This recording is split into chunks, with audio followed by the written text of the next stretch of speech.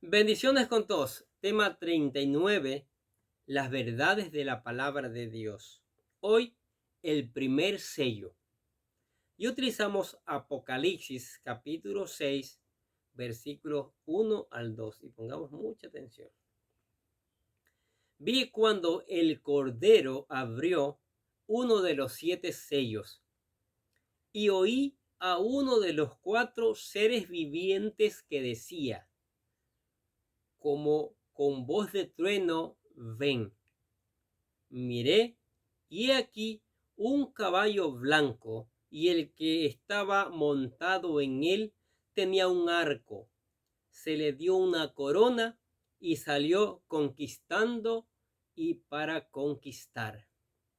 Tremenda palabra. Primer sello abierto. En el capítulo 5 de Apocalipsis leímos sobre el rollo o libro que está en la mano derecha de Dios. Este rollo es el título de propiedad de la tierra y el único digno de abrirlo es el Cordero de Dios. Solo Él tiene el derecho legal de abrir el rollo, que está cerrado con 7 sellos. Mire lo que dice Apocalipsis capítulo 6, versículo 2. Y miré, y aquí un caballo blanco, y el que lo montaba tenía un arco, y le fue dada una corona, y salió venciendo y para vencer. Ya mencionamos que en tiempos antiguos los caballos eran usados como instrumentos de guerra. Sin embargo, en las batallas no se solía usar caballos blancos, ya que son demasiado visibles.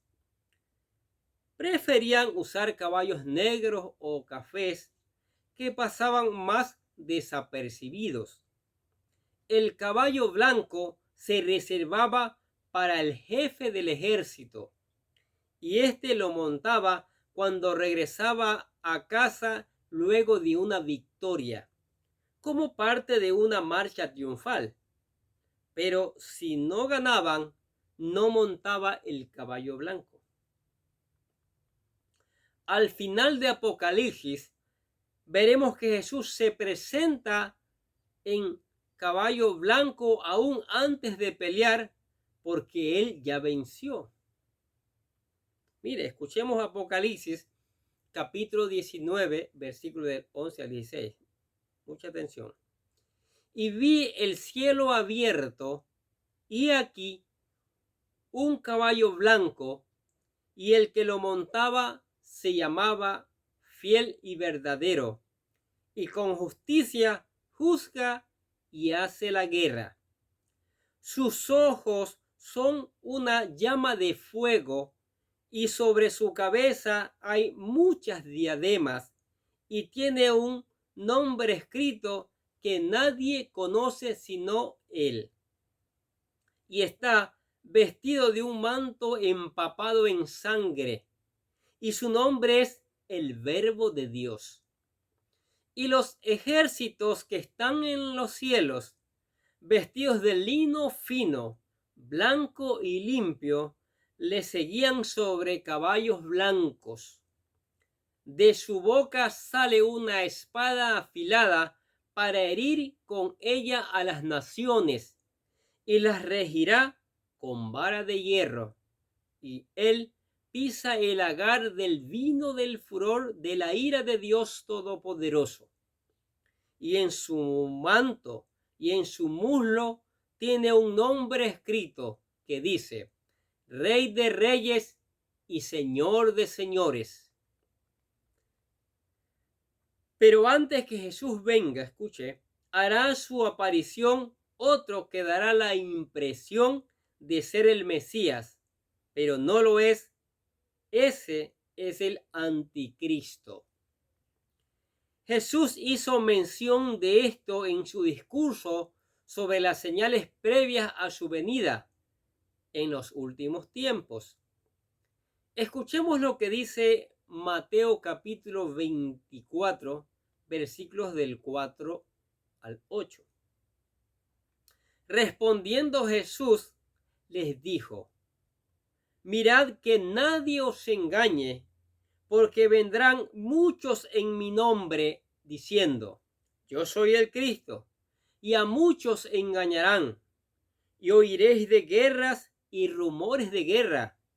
Mirad que no os turbéis, porque es necesario que todo esto acontezca, pero aún no es el fin, porque se levantará nación contra nación y reino contra reino, y habrá pestes y hambres y terremotos en diferentes lugares, y todo esto será principio de dolores. Al jinete del caballo blanco le fue dada una corona que representa gobierno, reino. Sin embargo, su autoridad no viene de sí mismo, sino que le fue dada para cumplir un propósito. Juan está viendo esto desde el cielo, y desde allí sabe que Dios está en el trono y está en control de todo lo que pasa en los cielos y en la tierra. Ahora, el jinete del caballo blanco. Leemos nuevamente Apocalipsis capítulo 6, versículo 2. Y miré, he aquí un caballo blanco, y el que lo montaba tenía un arco, y le fue dada una corona, y salió venciendo y para vencer. Con la apertura del primer sello, el jinete del caballo blanco tiene su intervención. Dice: y miré, y aquí un caballo blanco. La identidad del jinete del caballo blanco no ha sido discutida ampliamente. Mucho se ha especulado en cuanto a su identidad. Algunos lo han identificado con un emperador romano. La proclamación del mensaje del Evangelio o hasta con el mismo Cristo. Sin embargo, todas estas teorías son muy poco probables. Definitivamente no podría tratarse de algún emperador romano, ya que el contexto apunta a eventos futuros relacionados con el fin del mundo, y no podría tratarse de un personaje histórico. Tampoco pudiese representar la proclamación del Evangelio, ya que este inició con el nacimiento de la Iglesia, y en ningún momento este evento abrirá el periodo de la gran tribulación. Mucho menos puede ser Jesús, ya que este aparece abriendo el periodo de la gran tribulación y más adelante en su segunda venida para finalizar con este periodo de 7 años, destruir al anticristo e inaugurar el milenio. Escuchemos lo que dice Apocalipsis capítulo 19, versículo del 11 al 16. Y vi el cielo abierto, he aquí un caballo blanco, y el que estaba sentado sobre él era llamado Fiel y Verdadero, y en justicia juzga y pelea. Y sus ojos eran como llama de fuego, y había en su cabeza muchas coronas, y tenía un nombre escrito que ninguno conocía sino él mismo. Y estaba vestido de una ropa teñida en sangre, y su nombre es llamado el Verbo de Dios. Y los ejércitos que están en el cielo le seguían en caballos blancos, vestidos de lino fino, blanco y limpio. Y de su boca sale una espada aguda, para herir con ella a las naciones, y él la regirá con vara de hierro. Y él pisa el lagar del vino del furor y de la ira del Dios Todopoderoso. Y en su vestidura y en su muslo tiene escrito un nombre: Rey de Reyes y Señor de Señores. Maravillosa palabra, ¿no es cierto? Aparte de esto, el jinete de Apocalipsis 6 trae una corona, literalmente una corona Estéfanos, la cual es una corona ganada en alguna conquista. Mientras que Jesús, quien monta el caballo blanco en Apocalipsis capítulo 19, versículo del 11 al 16, se describe con muchas diademas, la cual describía la corona usada exclusivamente por la realeza. Ojo con eso. La opción más congruente es identificar al jinete del caballo blanco con el anticristo. El anticristo es un personaje que tendrá su intervención en la historia de este mundo al final de los tiempos. Jesús al inicio de la gran tribulación, justo al inicio de la gran tribulación. Desde los tiempos de Juan el apóstol, la iglesia relacionaba su aparición con el fin de los tiempos. Escuchemos lo que dice la primera epístola de San Juan, capítulo 2, versículo 18. Pongamos atención. Hijitos, ya es el último tiempo, y según vosotros oísteis que el anticristo viene, así ahora han surgido muchos anticristos. Por esto conocemos que es el último tiempo. La palabra anticristo proviene del término griego que significa en lugar de Cristo o en contra de Cristo. En este sentido, este ser demoníaco gozará del poder y respaldo de Satanás para oponerse en contra de todo el espíritu y doctrina de Cristo, así como intentará usurpar su nombre haciéndose pasar por él. Su aparición en el escenario mundial abre el periodo de los 7 años de gran tribulación. En su sermón apocalíptico, Jesús les advirtió a sus discípulos que antes del fin del mundo, muchos falsos cristos se presentarían. Sí, escuchemos lo que dice Mateo capítulo 24, versículo 6. Porque vendrán muchos en mi nombre, diciendo, yo soy el Cristo, y a muchos engañarán. Todo esto se desencadenará en un terrible periodo de apostasía, la cual estamos viviendo hoy en día. Miren lo que dice Mateo 24, versículo 11. Y muchos falsos profetas se levantarán y engañarán a muchos, la cual apunta al surgimiento del anticristo. ¿Qué dice segunda de Tesalonicenses, capítulo 2, versículo 3? Nadie os engañe en ninguna manera, porque no vendrá sin que antes venga la apostasía y se manifieste el hombre de pecado, el hijo de perdición. El apóstol Juan describe al jinete del caballo en detalle, lo cual nos habla mucho acerca de este personaje. Escuchemos. Dice, y el que lo montaba tenía un arco y le fue dada una corona y salió venciendo y para vencer. En primer lugar, el jinete tenía un arco. En los tiempos antiguos se solía asociar el arco con el poder militar de una nación. Se ve este simbolismo en la profecía contra el periodo militar de Babilonia. Sí, escuchemos Jeremías capítulo 51, versículo 56. Porque vino destruidor contra ella, contra Babilonia, y sus valientes fueron apresados. El arco de ellos fue quebrado, porque Jehová, Dios de retribuciones, dará la paga. También Oseas comparó el poder militar de Israel con un arco. El libro de Oseas capítulo 1, versículo 5 dice así. Y aquel día quebraré yo el arco de Israel en el valle de Jezreel.